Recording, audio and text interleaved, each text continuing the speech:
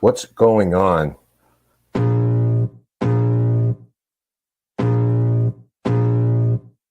I can feel the blood creeping up from the heathens. Got will, got fight, got pride, got reason. If they wanna go eat, then you know I'm gon' feed them. If you're coming for me, hope you're ready for a demon. I got eyes in the back of my head, I'm seeing. Take me for granted and you know I'm leaving. I'ma take what's mine with the webs I'm weaving. I could take this crowd from seeing to believing. Got a taste for blood and my tongue keeps bleeding. From the words I spit, so sharp, so freezing. So cold, behold, frostbite they feeling. I could tear you apart or I could go heal them. Don't believe in fate, don't believe in ceilings. I just need a taste and my mind starts peeling. I don't pace myself, I grind on kneeling. Got lust for change, I just love the feeling.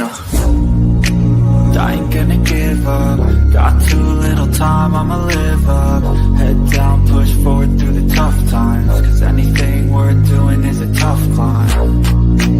I ain't gonna give up. Got too little time, I'ma live up. Head down, push forward through the tough times. Cause anything worth doing is a tough climb. Cause I'ma live life for the fight, yeah, I'm here to get it. I got drive, got sight, always have a vision. I go by at night, I be in my feelings. I'ma be fine, need time, and I'll soon be winning. I live life for the fight, yeah, I'm here to get it. I got drive, got sight, always have a vision. I go by at night, I be in my feelings. I'ma be fine, need time, and I'll soon be winning. I can feel the blood creeping up from the heathens. Got will, got fight, got pride, got reason. If they wanna go eat, then you know I'm gon' feed them. If you're coming for me, hope you're ready for a demon. I can feel the blood creeping up from the heathens. Got will, got fight, got pride, got reason. If you wanna go eat, then you know I'm gon' feed them. If you're coming for me, hope you're ready for a demon.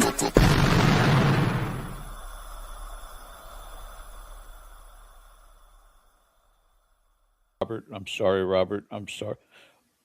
Oh, I'm just practicing. I hope. Sorry, Ken. Because you never know what's going to happen here. So I'm waiting to see what's going to go on tonight. I'm kind of nervous. Good evening, everybody, and welcome to Dead Air Live and the Dead Air Full Spectrum channel. It is our live Sunday night show. Welcome back to each and every one of you. Good to see you there in the chat. And we are excited to bring you the next 2 hours in and around the topic of the paranormal. Don't forget, hit that subscribe button. Also, the thumbs up and the reminder bell. Always important. It helps with the algorithm. And that's all I got to say about that. Ken, how you doing tonight, sir? I'm doing well. I'm doing well. Up here in the Northeast, we managed to, I think, dig ourselves out after about 40 inches of snow. I'm not sure when we turned into Buffalo, New York, but here we are. But Well, all good here. is all of it gone, or is it still? Oh, no. Oh, no. Oh, no, no, no, no, no. We're going to keep it around for New Year's Eve, actually. Well, Christmas time, already be snow on the ground. I saw so many shorts on Facebook of the Rhode Island area during the storm and after the storm, and Mm. most of it was horrific looking. The funny ones were when the dogs were trying to jump into the snow after, but everything else looked just horrendous up there. So glad you made it out okay. No power loss or anything, huh? No, very, very momentarily, about half a dozen times for like 20 seconds apiece. And I'm sitting there mad because I got to reset my cable TV, right? So, but never happy, you know?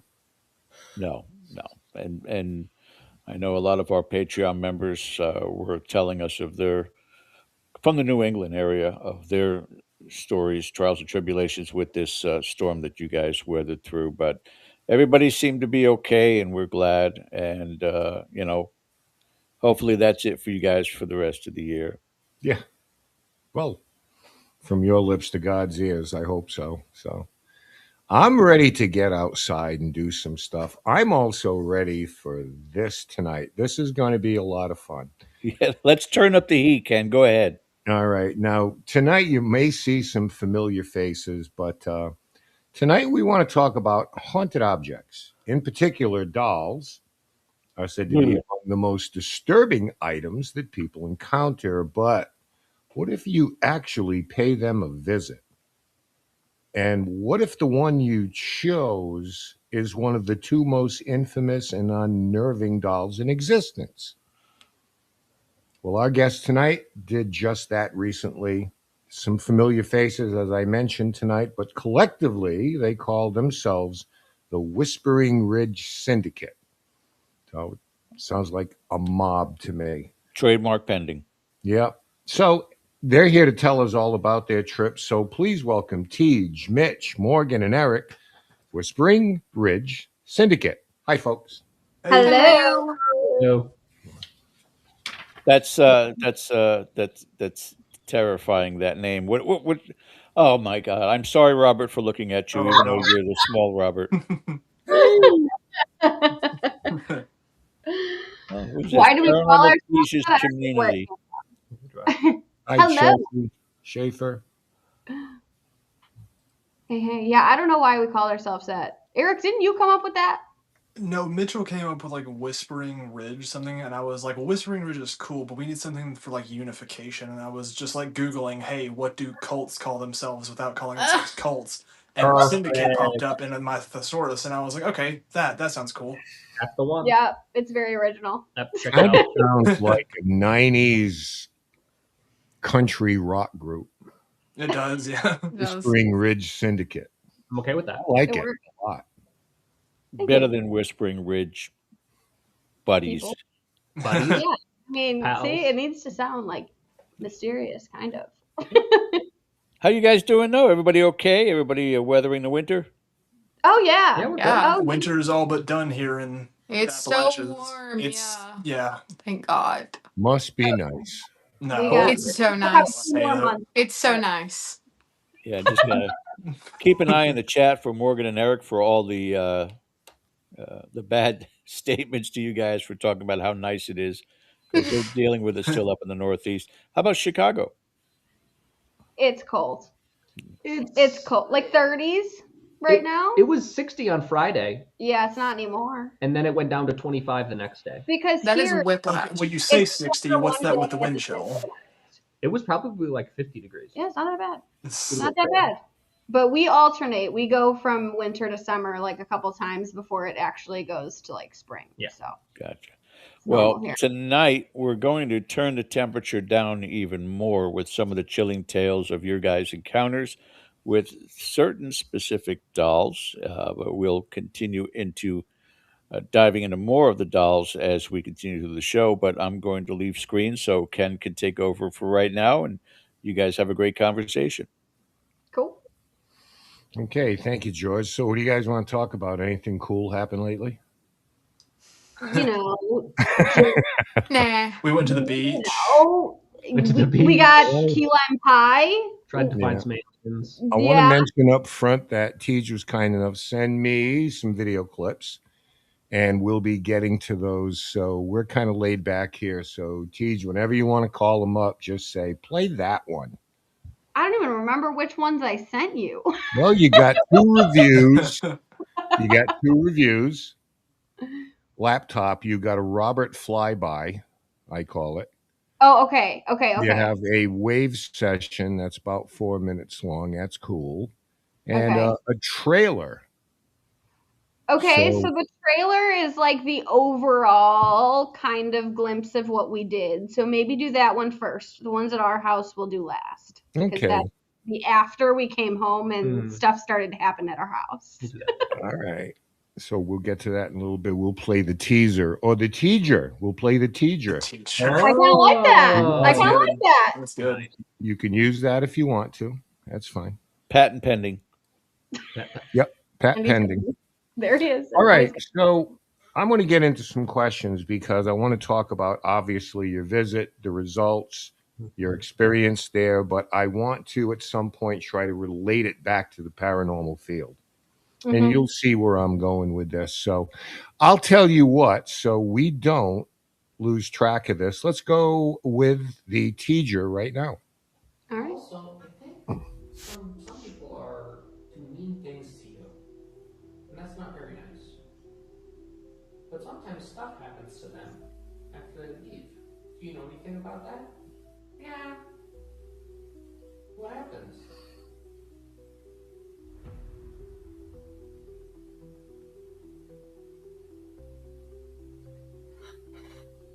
They rest. From being mean.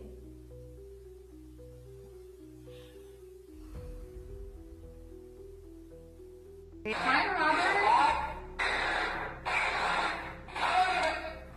Robert, have you liked getting to know our new friends we brought? Yeah, I'm so happy to hear that.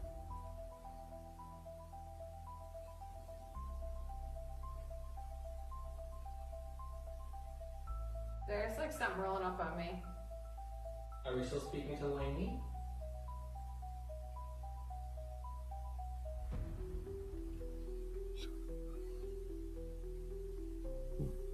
This is like switching.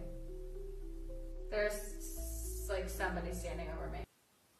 I so that sets the stage for tonight. One of these days, I truly want to see Robert just cock his head and say, "Sup." Hey, Robert, what are you up to? It's all good.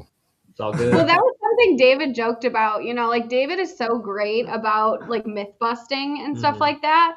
And he kept saying, he's like, there's this whole thing that people think they have to ask him permission to take their photo, but like, what do you think is going to happen? He's just going to turn and look at you and be like, yes, you can. Thumbs up. Go ahead. Like, he's And like, like you at can't that respond. point, you don't want the picture. Exactly. So So I mean, so somebody insults Robert. What's the worst that can happen? Death? let's call Ozzy and ask because What was that all apparently. about? All right, Ozzy so Osbourne is still a Robert trigger. And that is Yeah. still a trigger because every time Ozzy Osbourne's name was stated, and we were like, wow, this is like still a problem. So all right, so I got to ask the obvious thing first. So you can go around the horn here. We'll start with Morgan. We'll go left to right. So first impressions when you walk into that museum and you see Robert the Doll, who you've probably heard about for years and years and years and years and years, and his story, and then suddenly it's right in front of you. So how'd that make you feel? I mean, so he's not in a containment box, thank God, right? He's just in something to protect his vessel. You can feel the energy, like Mm. everywhere. He's just a lot, which there's how many spirits attached to him, Taylor? Over 100? that's what David said. Yeah. Yeah, so I mean, you can definitely feel that. Um, I honestly didn't feel an ounce of negativity the way people talk, which I didn't with Annabelle either. I just felt sad. I could tell that there was an energy shift whenever more of us piled into the room because initially we did a tour with other people. And so we were all kind of gathered around him to watch that video with David in it, where he's telling the story with Jean. And I could tell that there was a little bit of like an anxious shift. But I mean, yeah, I think just a powerful, big, bold energy was my first impression. Mm-hmm. How about you, Eric?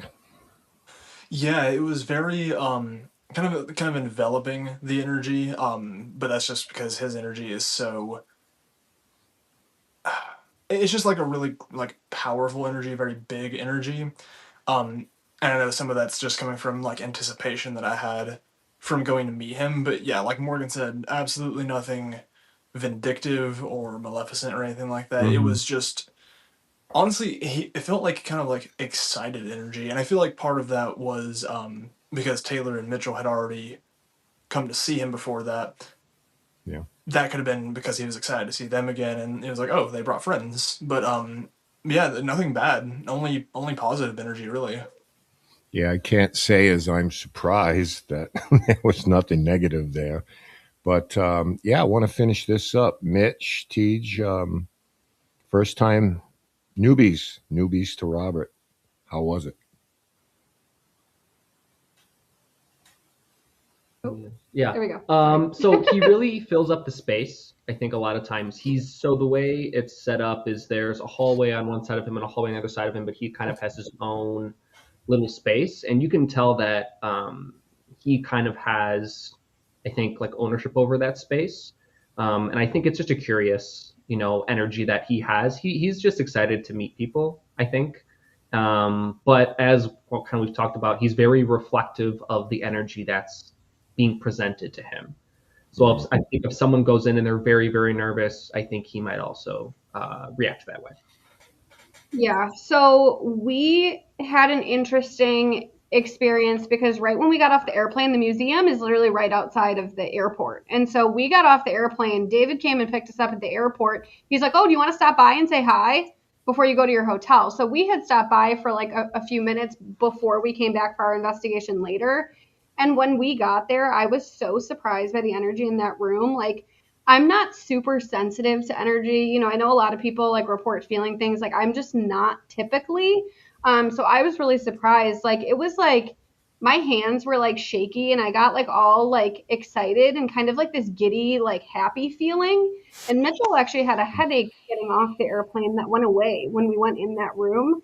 And so it was actually like an overwhelmingly positive experience. Again, we didn't go in there scared. We didn't bring this like, oh my gosh, it's Robert the doll energy to him. Right. Um, but I could definitely see how if somebody went in there acting a type of way, he would be a spirit to react heavily to that because he is very like kind of responsive and like nervous. But in general, like we had a great experience with him, and it was a lot of energy in the room. But again, it was nothing like threatening or overbearing or feeling sick, anything like that. It was overwhelmingly very positive. Right. Let me ask you a quick question here to get a quick answer. Every one of you talked about energy in the room. Just want to ask how much of you think that's the residue that visitors leave behind because they come in with preconceived ideas and they bring a certain energy. So anything that just seems off, it may not be bad or anything to you. You didn't get that vibe, but how much of that do you think that that's left behind by the people who visit the museum?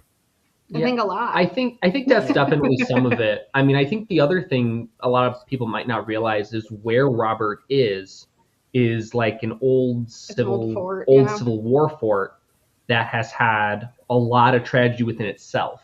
Mm-hmm. So I think there's a lot of other things going on around there besides Robert, besides things that are affected by Robert, that could also play an impact on like the space around it. I think it's a very emotionally charged space, Yeah. positively and negatively, which I think really adds to the kind of overall feeling that you get from that space. Yeah, and I think haunted objects in general, and I feel this way about the paranormal as a whole. Like, I think a lot of what we see has to do with the people's energy and what they bring to the space. And spirits can feed off of that. So I do think there's a degree of that with Robert where a lot of kind of this power that he has comes from the energy, positive and negative, that and attention that people bring to that space because it's a lot. It is a lot. Right. Well, I could imagine. Morgan, Eric, you got a quick something you want to add to that? Um, I mean, no, I don't think so. I do think Taylor's right, and I think Mitchell said this too, that he mirrors things a lot, like kind of whatever you give bounces back. And I do, thinking back, whenever I felt that nervous energy, the people that were with us when we did that initial group, because we were waiting on David, who had to do a podcast, so we just went early, they didn't investigate Robert at all. So No. now I'm Mhm. thinking he might have scared them a little bit. And that could explain why, yeah. Yeah, and I felt like, and obviously I could be incorrect with this, but with some of the other people that were with us, I kind of felt like skeptical energy coming off of them. Some of them maybe felt like kind of amused at the thought. Maybe even some of them planned on, throwing a little insult at Robert. And when they saw him, I felt the energy shift into scared. Like some of them definitely felt scared. But yeah, when it comes to the energy left from others, um, I mostly felt positive energy from the love that Robert had been given. I mean, there was, Mhm. I'm sure we'll get into this, but there's a ton of items that Robert has with him, like notes, letters, offerings that people give Robert. There's like as much fear as people think Robert receives, he receives twice as that in love. You can also Mhm. tell how much the people at that museum actually care about him. Hmm. Especially David. Yeah. Yeah. Okay, I'm going to ask you to indulge me for a bit because I'm going to go the Wayback Machine here. A lot of our viewers do remember when we had David Sloan on. Tej, you joined him. You guys kind of met that night. Call you both the doll keepers. But David is the doll keeper of Robert the doll. And that particular night, I think that David surprised a lot of people with the background and the research he did. And it may have been surprising because the curtains kind of got pulled back a little bit. But I mean, this is a guy who traveled to Germany, to the place where Robert was created, right? So he's invested in this stuff. But I mean, he let us know that asking him to take a photo or you disrespect him at your own risk. Um, but he told the story of Robert and the people related to his story. So we can kind of take a lot of the legends and myths and put them over here and say, hey, cool story, bro. But knowing the truth, how does that impact you as investigators? Secondly, how do you think that it impacts the entire field? Because there are a lot of stories where the person who did this never existed or the deed they committed never happened. I mean, what's the impact that you think that has on you, knowing the truth going in? You can put all this aside. And how do you think the field accepts the idea that sometimes, things aren't what they seem or what you hope? That is a great question. That is a hard question. I think in general with I see this especially with haunted objects a lot more than I see with haunted locations. Mm-hmm. People love to have something to blame for their own internal circumstances, and investigators are no exception there. A lot of times an investigator will go do something and then something bad will happen to them, a couple weeks later, and then it's like, oh, well, it's because I went to that location. And I think it's very easy to do that when you're in a field where there's so much unknown, and so many things you don't understand. But with these haunted dolls, Annabelle as well, I think it's very easy to, have something really bad happen in your life. And it's easier to say, hey, this doll is responsible or this external force is responsible. It's easier Sure. to say that than to admit that just something really bad happened in your life. And so I think these spirits take a lot of blame for a lot of things that may just be coincidence, may just be timeline based, and I think that's hard for people to accept. And just being online, I know Morgan as well, we've been doing a lot of like education around those myths and stuff like that. And even knowing that it's a myth, like people will not accept that or hear it. It's like, well, I went there and I got stomach flu 3 days later. Robert did it. It's like, maybe you just got stomach flu because you were on a freaking airplane, like, so I think it's hard for people to accept that these things are myths because it's easier for them to think that a spirit is responsible for something than just something bad happened to them. So that's always been my thought. It's just sometimes, an external force is just the easier thing to blame. So that's kind of my take on it. I've never been one to blame like tragedy on haunted objects. I don't exactly like understand that, but that's just me. Anybody else wants to win? I mean, as far as impact, is it a positive impact on you to know that, okay, we don't have to worry about this? We can get right to something else. And do you think the field is better off for, not following the legends and the myths all the time? And I again, think, if yeah, it can be a waste of time. I think that that kind of separates a storyteller from a paranormal investigator, because I kind of do both. I love telling scary stories, but and it's a good story. It's really interesting to, think that, hey, a servant got really mad and made Robert use some sort of voodoo, gave this doll to this little boy, and the family fell apart because of it, but we know that's not what happened. And I think when I look at it, I prefer knowing the truth, because I feel like I can ask more accurate questions. I know what I'm looking for. Mm-hmm. But I mean, I guess some people that just like the stories, it's not as good of a story that, the same company that made the teddy bear made this window clown mannequin. I mean, it's not as scary of a story, but I think it's really helpful to have the truth. Hmm. Well, I mean, the thing is, as investigators, we're not just here to tell scary stories, right? Exactly. I mean, a lot of times research and background dispels these myths and legends that the tour guides tell or the little mini documentaries you see on TV tell because, the salacious details are going to move the needle. And, it is what it is. But I mean, have you ever been disappointed yourself when you might have found out that the Easter Bunny isn't going to show up at the location you're at right now? Because I will cop to myself. I've been disappointed a couple of times. Usually, when people who work there or you're talking to them, yeah, I never had anything happen here or that did, because a lot of them are just intense historians too.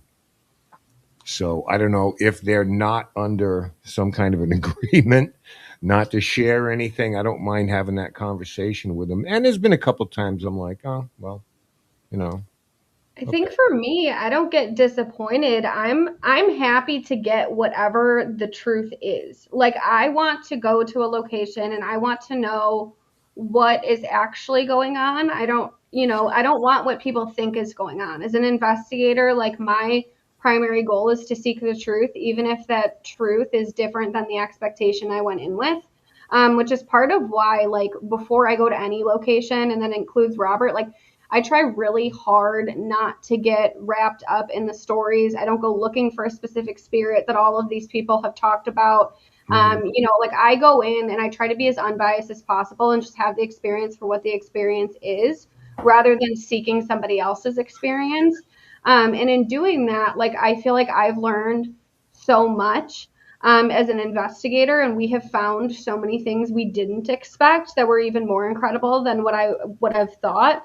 So, my thing is like I'm looking for the truth. I'm not looking for, the story. And so in that way, like sometimes I'm relieved when I find something different because like, there's some of these stories that like if you really look at them and you look at the history of them, like they just don't even make sense. Like the timelines don't match up, the facts aren't straight, they don't match up to historical records.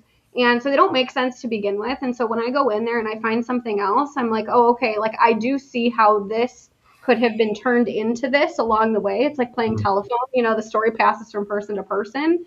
But for me, I'm kind of happy about that, to be honest with you. No, fair enough. Fair enough.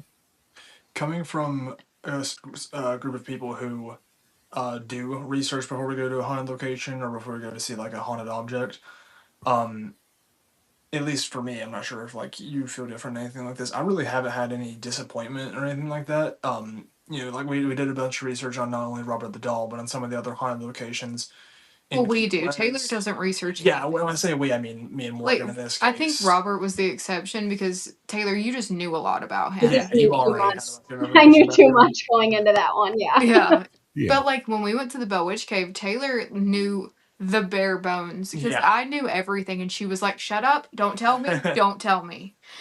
But in that case, it's kind of like on a different side because Taylor's like, I don't want to know anything. I want to experience it all for myself. And that's totally respectable. I get that. But whenever we do research, we like to go, and if it's something different, that's all the more like, you learn something different than what's been popularized or what the common idea is behind a location. Kind of like the Bell Witch Cave and with Robert the Doll. I mean, it's completely different from what the popular urban legend is. Yeah, it's a matter Truth of is better. managing Yeah. expectations. I mean, we see the same thing at the Conjuring House up here. I mean, Hmm. Hmm. what can you imagine that's like with making a motion picture about it? Yeah. right? And a Yeah. franchise, it's like, it's wow. You got to, I mean, it's like deprogramming people, you know, it really is. So, hey, why don't we play a couple of these clips?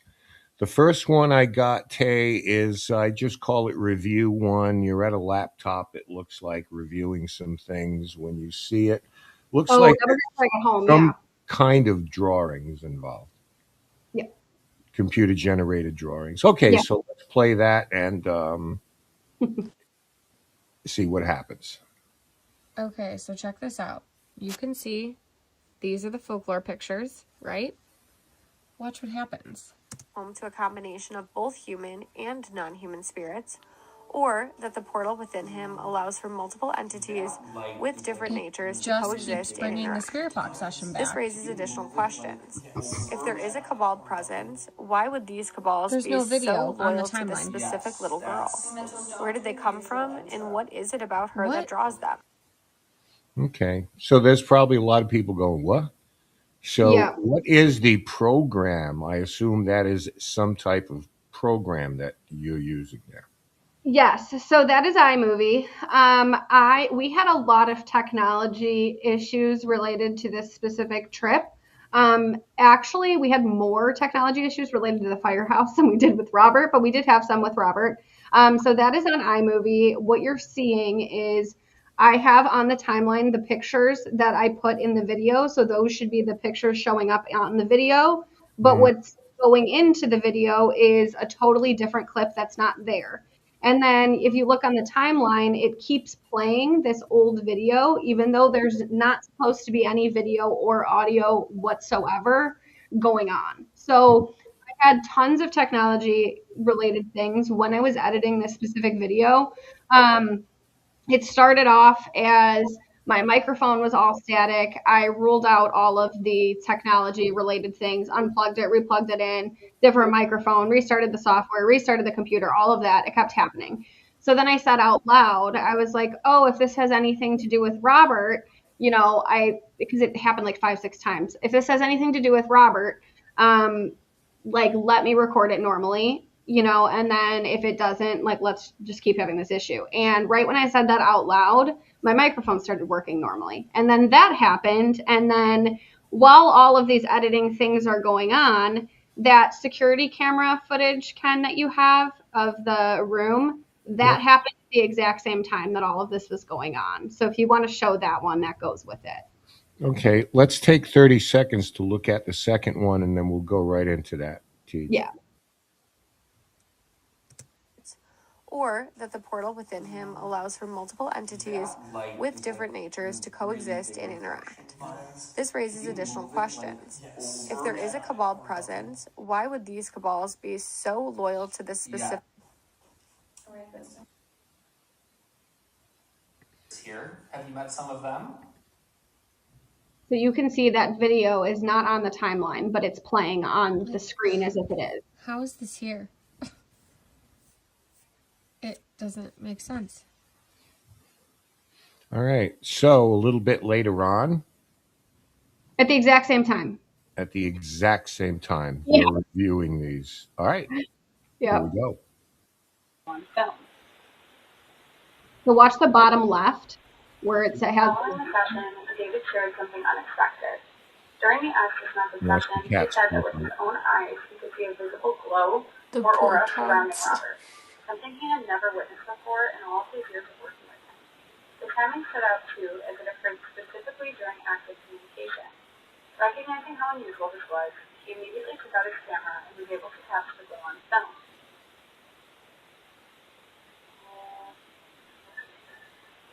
What you're hearing is me editing.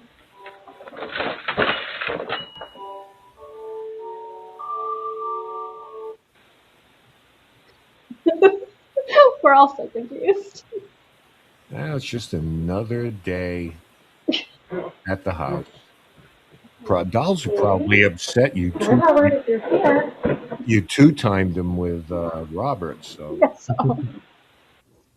So those boxes that fell over were these. Which is really interesting about the whole thing. It was the two Robert dolls that fell down.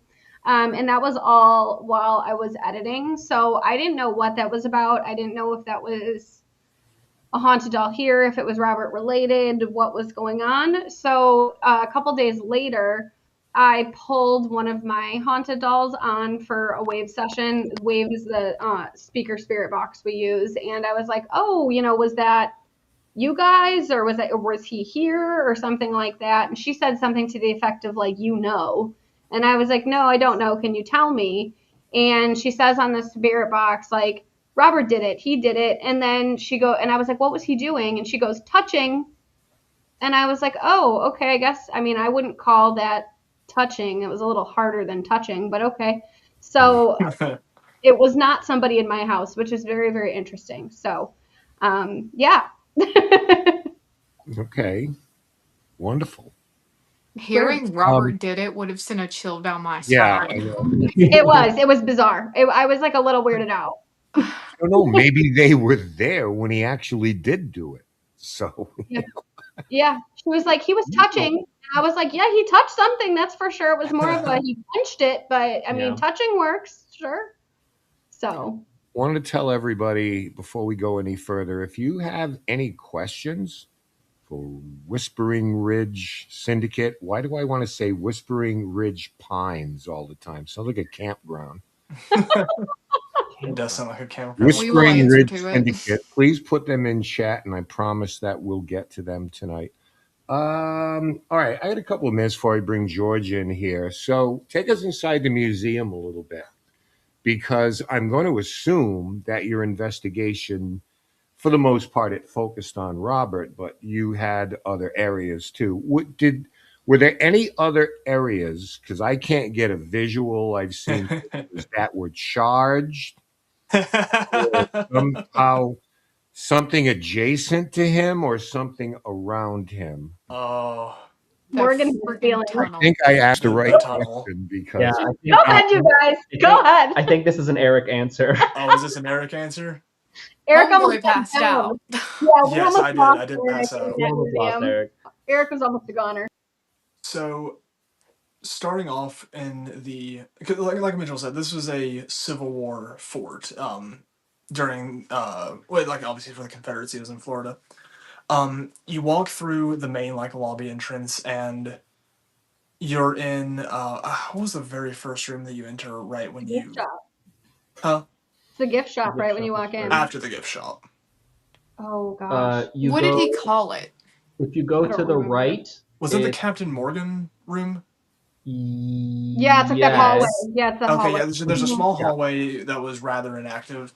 And then you go into, I think it was actually the dungeon, right before you got to the Captain Morgan hallway. We'll get back on the Captain Morgan thing, because we did that all after Robert the Doll. That was weird. But after you walked through there, you walked into this place that David so lovingly referred to as the tunnel. Now, aside from all of the haunted stuff that was inside of the tunnel, including Marie Laveau's stone, and several other haunted objects, this tunnel during the Civil War was used to hold the deceased bodies of people who had passed away from yellow fever. And because Key West is such a remote area, they would hold hundreds of bodies at a time before anyone could come. And I think I was the first person to go through the tunnel. And I don't know why we did that. You were in front of me, and I was like, I'm going to have to push him through here to get him. No, literally, because the second I step into the tunnel, I feel literally hundreds of spirits just swarm towards me. And I had to take a knee. I'm stumbling side to side. I'm hitting the handrails. I can't see, aside from the fact that it's pitch black. Whatever little light is in there, I can't see. I'm mumbling to myself. I didn't come to until we were at the end of the hallway. We had to step outside. Yeah, we all had to go outside because of this. But like I said, there's other haunted objects in there. One of them being Marie Laveau's stone. But after that happened, we had Taylor in the tunnel. I don't know why. Apparently, we wanted more torture for everyone. But I remember something popping up behind her. Do you guys remember that? When I went down by myself like a crazy person. I don't know. You were doing the K2 at the time. I think. Yeah, I We don't we were remember setting what I up was doing. equipment. Yeah, I was. And we actually have footage of this. There's just this big mast behind Taylor. It just that rises, touching the ceiling. It like peeks out, and when we all call it out, it like went back behind the corner. Well, because I went down there, I was like, "Does anybody want to touch my hand?" Because what was I doing? I don't know. Sometimes I do things like I get an adrenaline rush and do something stupid. Eric but got knocked out here. Allow me to go down here by myself. And this like huge black statue or shadow comes like over my head, and it's like, well, yeah, clearly somebody wanted to touch my hand. Great job. So what you're saying is obviously Robert's the star attraction there, There's a lot. but the space, the building as itself, is a little bit underrated. A lot, Oh, yeah. We didn't even get to do yeah. everything. Like we didn't even go to It's this huge. one center section called the Citadel, which was like the main section of the fort inside the walls. We didn't even get to do that. There is so much at this fort, this museum. Yeah. Well, and that's something else to like think about too, is like people never talk about just the museum as a whole and how haunted the actual museum is. And I do have to wonder if some of what is attributed to Robert is not even Robert. It's just other things going on in that museum that people are having happen. And Robert, being the star of the show, just takes the blame for everything that goes on in that museum. But I mean, there's like dozens of spirits in there. I mean, there's a lot of stuff going on. I can see that. I can see that. I'm going to be back a little bit later. We'll finish off the videos. There's a couple that I'm sure you folks going to be interested in. So again, if you have questions tonight for anybody, put them in chat. We'll get them there. So I'm going to bring in George right now.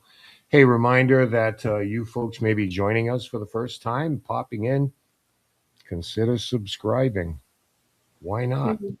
Do it. Dead air is the best. Yeah, absolutely. Thank you, Ken. All right, I got my compliment. I'm out of here. We are speaking to Morgan, Eric, Tej, and Mitch, members of the Wildly Rich Mobsters Paranormal. I'm not sure what it is. Yes. Yes, Wildly Rich Mobsters Paranormal joining us tonight. This question is for Eric and Mitch. Aren't you a little too old to be playing with dolls? You would I think. wouldn't say it to my face. Listen, we have the two of ours behind us that would beg to differ. Ours are downstairs. Yep. But I really want to know because, again, you have dolls surrounding you at your homes. You have been to see Robert the Doll. Have both of you or the four of you, have you gone to see Annabelle? We did separately. Yeah, we all but did. yeah. And separate intervals. And in all of these circumstances, there's not been one even hint that the negativity of what has been promoted behind these spirits existed there. So, and I'm not going to go down the obvious trail, which is, people who want the likes and views, so they create the scenario like that. But the other part of it, case in point, Ed and Lorraine Warren deciding that Annabelle had a demonic spirit attached to it. What I'm really wondering in a lot of these circumstances, if the people that surrounded these dolls had some sort of negative energy surrounding them, poltergeist activity surrounding them, and the dolls became the focal point of these stories, but had nothing to do with them whatsoever. Your thoughts? I think that's entirely Possible. very possible. Yeah. Yeah, especially in particular with Annabelle. Yeah. Yeah. Yes. I think people try and rationalize things they don't understand in a way that they do understand. And I think if it can be as simple as, oh, that thing, looks creepy, that must be the reason why this is happening, which, Right. it doesn't really make a lot of sense. But I think it can absolutely, be a reason why. Part of Also, unfortunately, with that, calling something demonic gains clout. Yeah. Sure. Yeah. It's a huge money grab. I think part of the reason I love working with haunted dolls is like I actually love myth busting a lot of this stuff. And one of the things that I see a lot is I think more than haunted locations, more than anything else, haunted dolls get demonized more than anything else and are feared more than anything else because they have a visual, for like A ghost at a location, it's, it's invisible. You can't see it. When you have a visual, like you do in the case of Robert or Annabelle or any of these other famous notorious haunted dolls, when you have a visual, it's much easier to point the finger and be like, look, like that is the demon. That, we have a physical thing to look at and blame. And I think that is a little bit easier for people to grasp than say something you can't see. So I think just having a physical representation, and some of these physical representations, there are cute ones and ones that aren't as, don't have that look, but that haunted look people talk about, which haunted doesn't have a look, but a lot of times with haunted dolls, people think, if a doll is creepy, that automatically means that it's evil or it's negative or it's a demon or whatever it may be. So I think just the fact that there's a visual on it makes it a lot easier to demonize. And it's also a lot easier to make money on because you can cart them around the country and have people pay for tickets to see them, Yeah, which you but can't do with a location. Annabelle couldn't be any more of a benevolent form. Oh, I think Annabelle is, I don't think she's a demon. I don't think she's even anything negative, to be No, quite honest. no, but why demonize something like a Raggedy Ann doll is what my point is. And again, I don't know in the realm of energy and spirits if size matters. Robert is not a small doll. Annabelle is not a small doll. But in your experiences and in the research that you've done, does it matter? Can there be, a doll only 6 inches tall that can have just as powerful a force Yeah. as a Robert or an Annabelle? Oh Oh, yeah. I mean, we absolutely. have ones that are like, this big, tiny, tiny little ones. Um, I think I don't know. I have a lot of theories about what with Annabelle in particular. I think with Robert was just this like kind of Key West icon because he was in that window and so many people saw him and so many people heard about him. I don't think it really had anything to do with how he looked. I think it was just the legacy that he had and the amount of history they have on that particular doll.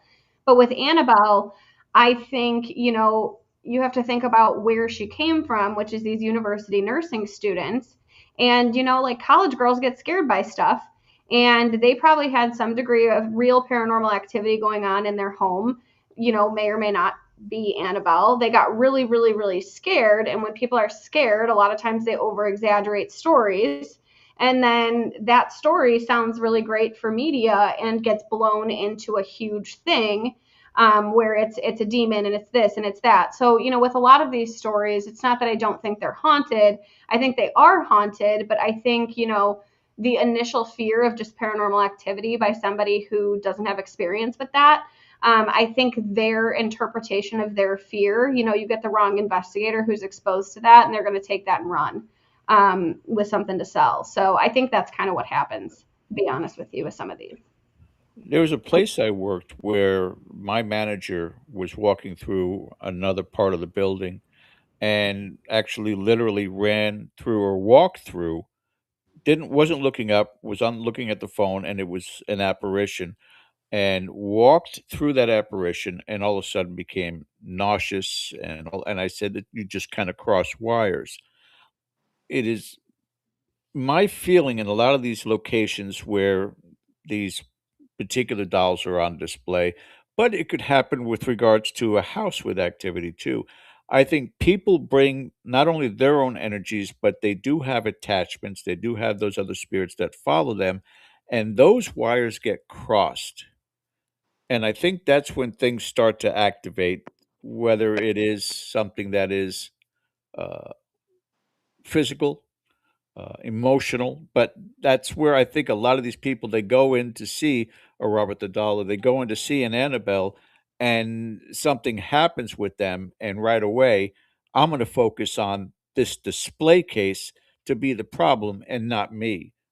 Would you I could agree with that philosophy? Yeah, 100%. for sure. 100%. Yeah. Yeah. People can absolutely also manifest their own experiences. I mean, if you go looking for something to happen, it will. But if, like you said, with just someone going in and then just something randomly happening, yeah, it's a lot easier to blame it on something corporeal than just, oh, there's a lot of energy in this room. A lot of it's self manifestation, but I'm looking above that also. You guys started the show talking about energy. So the energy of the individual, the vibrations of the individual, but they could carry with them the burden of other energies that are with them as well. I And could that, totally see that. yeah, and that could be interactive with anything, animate, inanimate, all these different things that come into play in these locations. So let me ask you this: in both your homes, you have these dolls, and they seem to be, for all aspects, they seem to be fairly docile. They're not Mhm. aggressive. They're not attacking friends or family that come into your home. It has to be again the energies that you create surrounding them. I agree with that because we have a couple of haunted dolls who have caused harm in prior environments but have never caused harm here.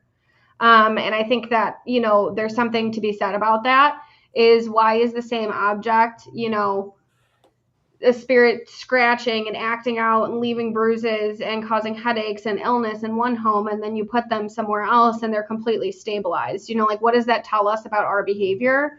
And I've always, like, that's something I've been exploring a lot in the past year in particular is, going to even a location, the same location several times with different people and having a really good experience one time when you have people who aren't scared and who go in with an open mind, and then going to it another time with somebody who's scared out of their mind, they're screaming, they're yelling, and then somebody gets hurt.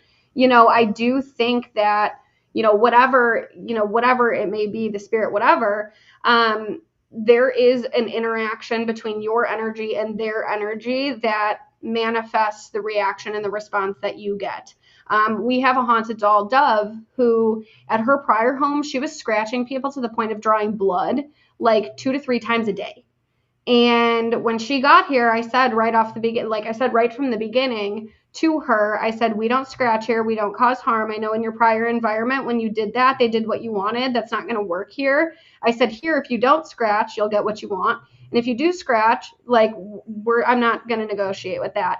She's never scratched. She's been here for almost a year and never left a mark. And this was like a haunted doll literally drawing blood on people for a while, for many years. And so I think that has something to say about it, but we also don't interact with them out of fear. We don't disrespect them. We don't call them names. We don't, try to provoke a response. We don't demand they do something. We don't demand activity. And I think all of that plays a role in how they behave because in other settings, they can be very different. I mean, we had something, we've had it a couple times where we brought one of our haunted dolls to a location and they met somebody and did something totally buck wild to that person that I've never seen them do in our house. So we've seen that a couple times where people have a really negative experience with one of our spirits when they're not in our home. And I'm like, what does that have to, what does that mean? Interesting. So, yeah. Well, what I would like all four of you to do is because there are so many amateur collectors that are out there. May only have one doll, but they could have a few more, or they're looking to increase their family, if you will. So, starting with you, Morgan, advice for those out there that are looking to build on their collection, just to get that same kind of harmony that the four of you are experiencing right now. Give the best advice out there. Morgan, starting with you. So I'm kind of a chaos collector. I like getting things secondhand from antique stores and trying my luck. I don't recommend everyone do that. In fact, for especially new people, I think Taylor's approach is better. She looks into the history of dolls and doesn't really buy things secondhand that she doesn't know what she's bringing into her house. So I recommend researching and being careful. Researching. I'm going to ask you because I wouldn't know what you meant by that. Researching how. So, Uh, especially with Taylor, she buys from a very specific doll collector on, I think it's Etsy. Is that right, Taylor? Yeah, there are multiple haunted doll sellers on Etsy and eBay, in particular, who are investigators who pre-investigate the doll and give you a summary of what their activity is, who they are, their information. So you're not going into it completely blind and hoping that you have good luck. Mhm. okay. I think Eric? that's way smarter. Eric, your input? I would say about the same, but just going a little bit on what Morgan said about doing research. Yeah, if you're buying stuff on Etsy, you're probably going to have more description on what you're buying, more information on what you're buying. But if you're going to like an antique store and you're going off of energy and you find something you're getting a lot of energy from that you think might have something attached to it, the best advice that I could give as far as doing your research on it would be to contact the person who's actually selling it, because a lot of antique stores and secondhand stores do the selling based off of the person who brought it there. So if that's available to you, I would reach out to who's actually selling it, get what information you can off of them, and if you do get information, good. If not, what I would do is, I guess, trust your gut in that case, or if you roll the dice and buy the object, I would do some investigating on it once you've brought it to your home or wherever you feel safe bringing it. And by investigation, I know a good portion of what you're gathering together. Taylor Mitch is doing communication sessions to get some of the information in expectation that you're going to get truthful answers and not something that they're just trying to be deceitful with. And even in that circumstance, again, the advice for collectors that are out there, how do they tell the difference? Sometimes you can't. Yeah. Yeah, sometimes you can't. It's just tracking inconsistencies and writing down every piece of information you get. And if it matches over time consistently, that's a good sign. If every time you talk to them it's different, that is not the best sign in the world. Yeah, keep a notebook. Yeah. Yeah. Taylor has like a whole archive of information on their dolls. I think it's really important to trust what you feel. I know, like, personally, I would like have a certain emotion be felt or something like that, and then I would be like, oh no, that's something else, or that's not related to the haunted dolls. I think trust trust yourself and spend time really trying to analyze how you feel or the thoughts that you're having or things like that, and how that could impact the space around you, or impact them. I know the best time we've had with our haunted dolls is literally just like doing normal stuff. Like, I have one of our haunted dolls, Jeremiah, we'll watch football together. Or like one of our haunted dolls, Iris, who likes video games, I'll like bring her in my office while like I'm on my computer and she'll hang out with me. So it's little things like that that can be really beneficial to just create more, as much of like a friendship as anything. Because like I would imagine if I was, a spirit, I would want someone to at least like acknowledge that I was there or interact with me a little bit. It doesn't have to be like overly crazy. But I think it takes time to kind of get a feeling for whatever is happening. Build that bond. Yes, I think that's super important. So important, because then you also have an idea, of who they are, the intention behind the activity. Is this silly activity or is this somebody's mad? And you understand why they're acting the way they're acting. I think my biggest piece of advice too is, before you start collecting, really ask yourself, like, what is your why? Why do you want to do this? Like, what is your motivation before, like, for getting started with this? I think there are a lot of people who go into haunted doll collecting with like a really high expectation of like, oh, I want to get a haunted doll because, I want a spirit to help with my health.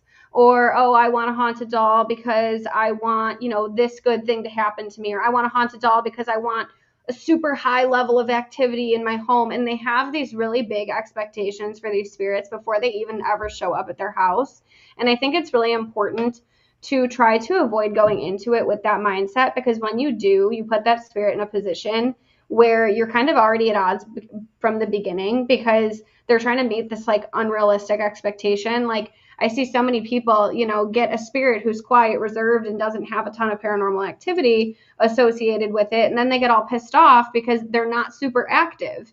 And it's like, that is not a good way to build a relationship with a spirit.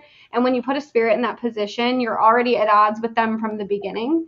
And that's when people have problems. So, going in with just like an open mind of like, if I try to go in with an open mind where it's, I am willing to take this spirit into my home regardless of what the activity looks like, the attitude is, the behavior, whatever. Like, I accept them for them. And I do think that's really important, because those really high, grandiose expectations for paranormal activity is kind of a recipe for disaster, in my opinion. So I see that people run into trouble with that a lot.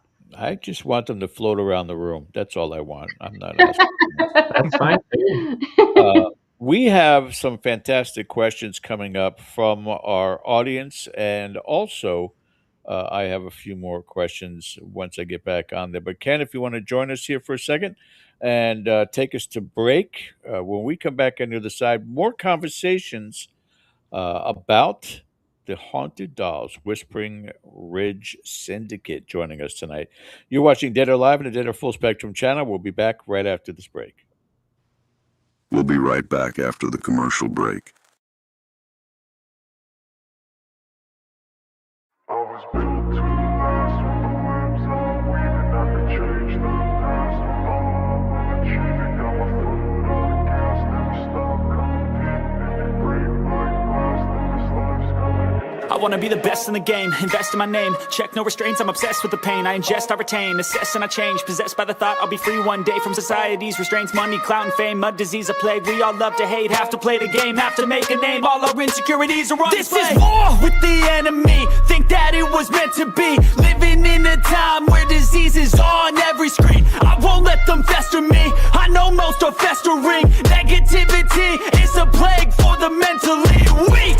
No mercy, all I got is working. Never stop searching, never quench the thirsty. I'm toxic and psychotic, but there's logic, you can't stop it. It's been chronic since I was a boy, so neurotic and chaotic. Go! To last with the webs I'm weaving. I could change the past with all I'm achieving. Got my foot on gas, never stop competing. If you break like glass, then this life's gonna eat 'em. Make mistakes real fast, then you learn how to beat 'em. If you take off the cast, you can see all the healing. If the pain's in the past, move on from the grave and put your foot on the gas. No, never stop competing, yeah. I've been doing this, I'm on it. I just wanna be iconic. Sipping on a gin and tonic, got me going off on a mindless.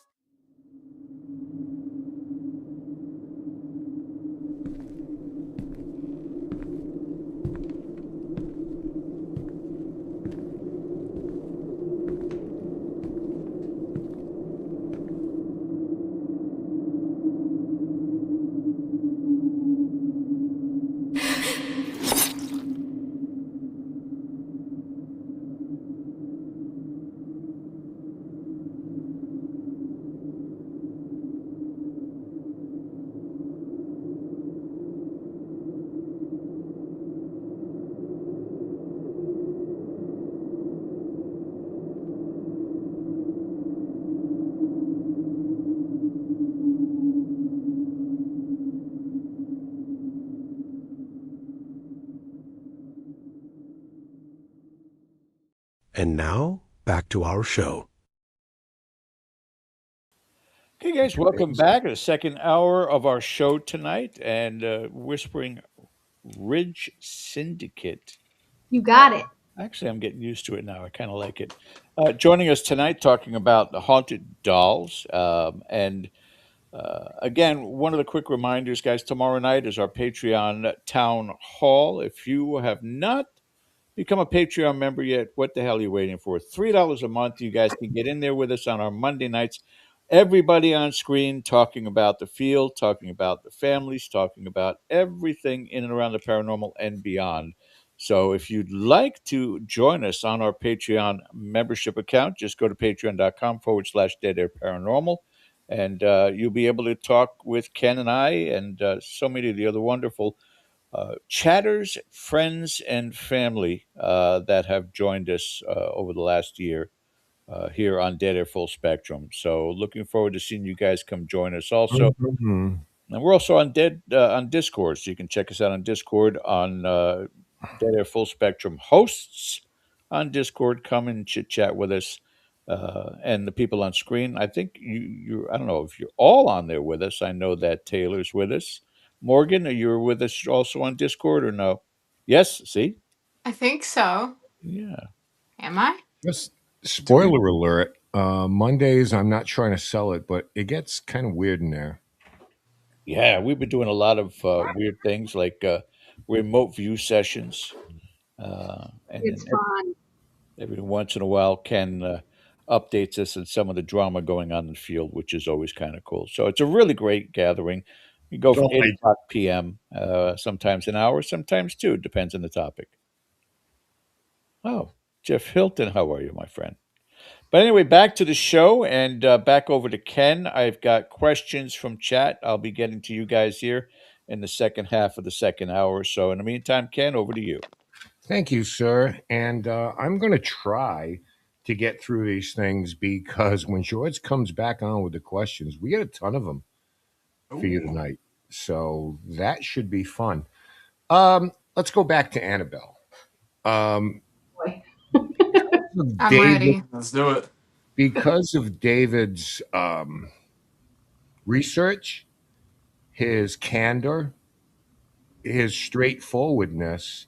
I don't know if this was, I'm not going to speak for David, you'd have to ask him, but if he ever had it in mind that this is the best route to go in order to stay away from the whole Annabelle thing. And it doesn't happen overnight because Robert has his stories. You're never going to get you're never going to reach everyone. But it does get rid of some of the fog that we've seen around Annabelle. And in the long run, I hope that he has a megaphone because it's never to say there's not something going on there. It just may not be the thing that Right. that we've been pounded with. So if you want to comment on that, that's fine. But I think David, knowingly or unknowingly, is kind of doing himself, the museum, Robert, the spirits there. I think he's doing them a solid by doing that. I have Agree. David has changed my opinion on haunted dolls in museums.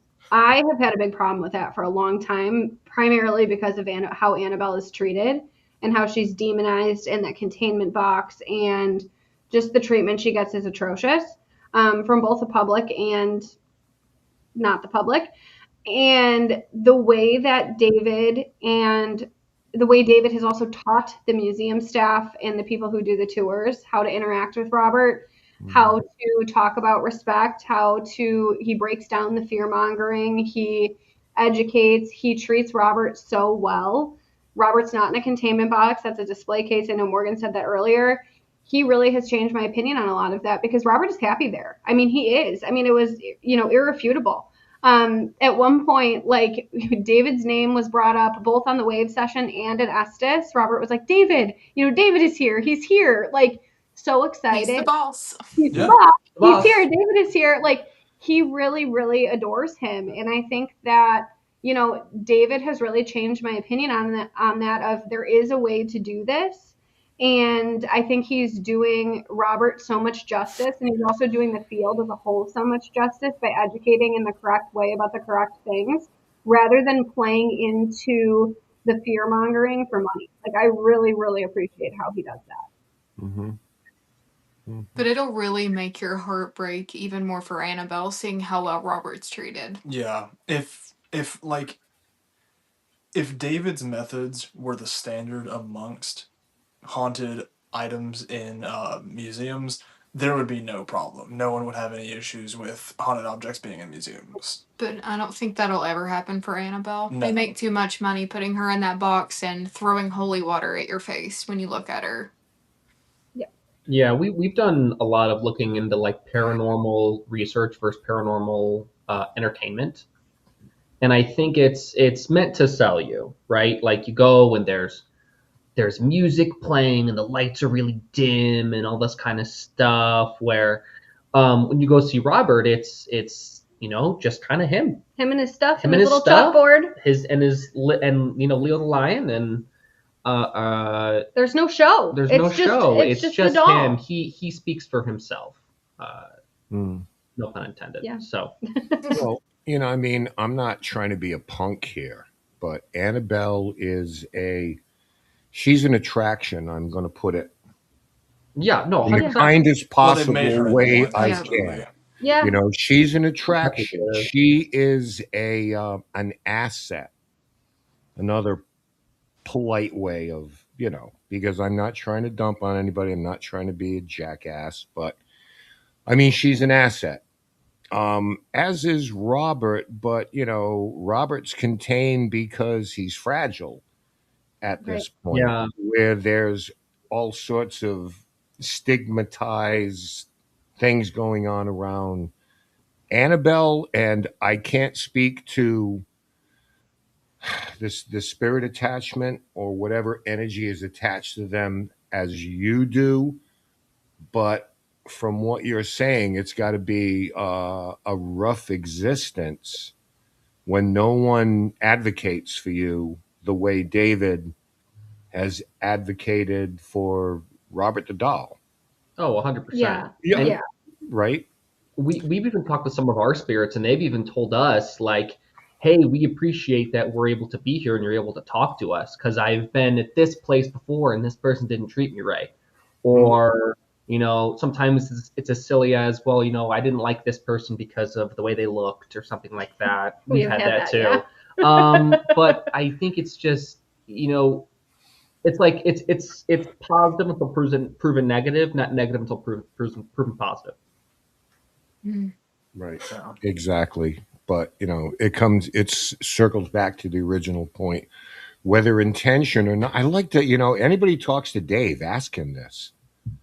If anybody, if I don't and I don't have occasion, because I'd like to know his thought process, because if nothing else, if this is unintentional, to just sort of reinforce it, even if it's by accident, it's like you're kind of doing the right thing here, keep, keep singing that song.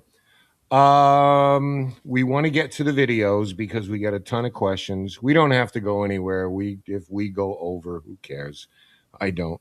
Let's talk a little bit about the Estes method. Yeah. And okay, so let's look at big picture here.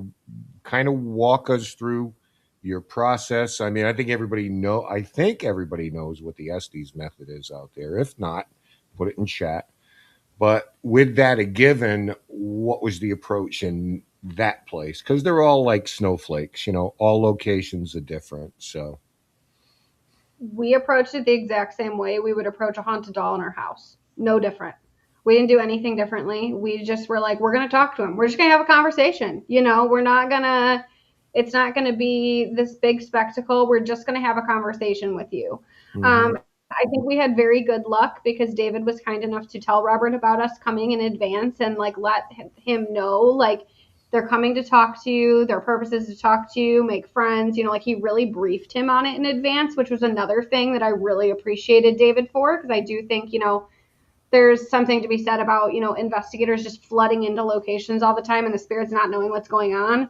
Robert was briefed in advance for us coming and what we would be doing. And so he was like excited about it. And we just approached the Estes method like we would with the spirit in our house. Like, we're just going to talk to you and get to know you, and whatever happens, happens. And whatever doesn't. You do a lot of the questions. What was kind of your take? He's always the question asker. I mean, I just kind of treated it like any other time we went into Estes method. I think, I wouldn't like if someone had their first conversation with me and then tried to figure out my entire life story in the first 5 minutes of, me talking to them. Yeah. So I just try and get them to talk in any way that I think is relevant.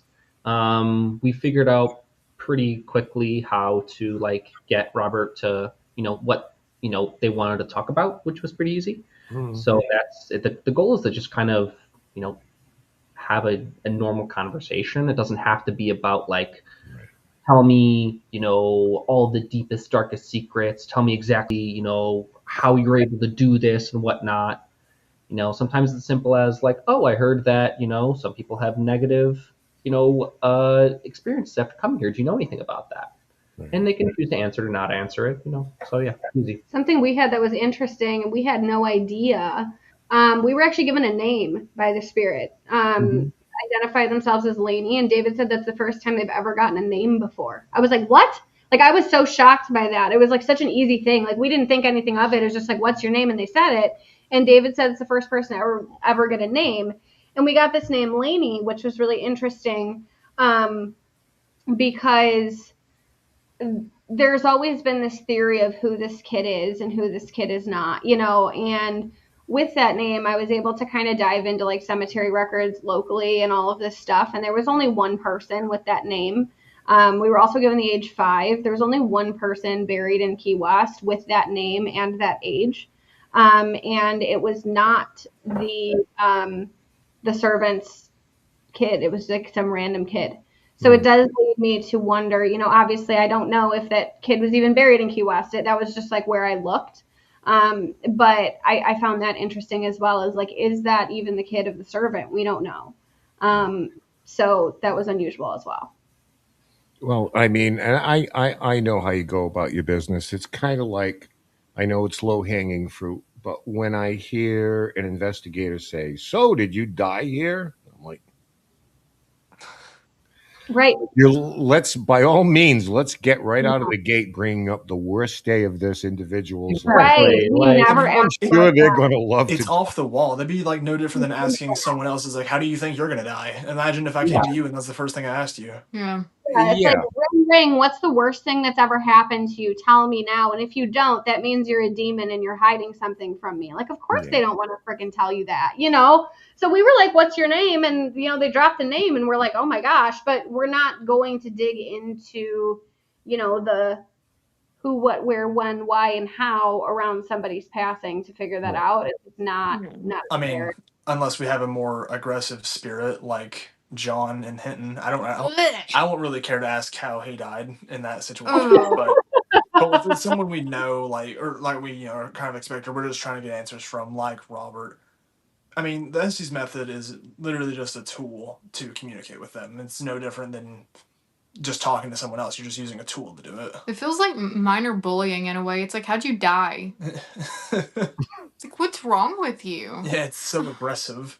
We do so many things. Like investigators do so many things with spirits that you would never do to somebody in real life. And when people ask me, "Oh, what are your tips for a new investigator?" My first tip is like, if you wouldn't say it to a living person, don't say it to a dead one.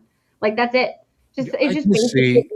basic. I can see it's like we've done public events and people come in and you explain EVPs to them. They've seen it. It's like, well, you're going to participate in this. So I tend to be a lot more, tolerant. Not that they need my blessing. Who am I? But, when the questions come out, I may try to sort of modify them a little bit or say, ask it this way. Don't say, in other words, if you're asking about children, don't say, anything about them in the past. Say, how are your children? Speak in the present. Mm-hmm. Assume they are, everyone is whole again. No one's suffering. I think that's important. Yeah, So trying to keep it as public neutral. events, fine. I see investigators do it. What I think is like you're not prepared for this. You should have. It's almost like running, a football game. You have a script of plays that you start at the beginning, so your opponent declares what you put them in different situations. See how they respond. It's the same thing, but I'm a jock, so I can't help it. The wave session is the Estes, correct? No, the wave No. section. So the wave is it's a spirit box portal. Okay. So it's basically a spirit box where there is reverb added and static removed, so it's a little bit more clear and easy to understand. We were in an echoey room, so some things you'll hear us translate that you can't hear as well on the video because that room echoed really horrifically. But the Estes is obviously that's the headphones and the blindfold. The wave is actually on a speaker, so you can hear his voice, which was really important for us to do because I wanted people to hear what he sounded like because I thought that that would help break down a lot of barriers when you can hear truly how friendly that voice is. And you're like, what are we scared of? Like, what are we scared of? And you can hear, hello, everybody, like so clear. It's like, what this is who you're afraid of. So getting his voice is really important. And that's why I included that Yeah. one. I know that feeling. This sweet old woman is actually a homicidal witch. All right, so this is about 4 minutes long. I'm going to go ahead and play this and play it for our audience tonight. You can follow along at home and back on the other side to answer whatever questions you have. So here we go. Hi, Robert. It's nice to meet you. How are you doing today? Can you give us the name of the spirit we're talking to right now? Well, it's very nice to meet you. We appreciate you letting us come and talk to you and hang out with you earlier too. That was awesome. I brought some new friends for you to meet too. What did you think of them?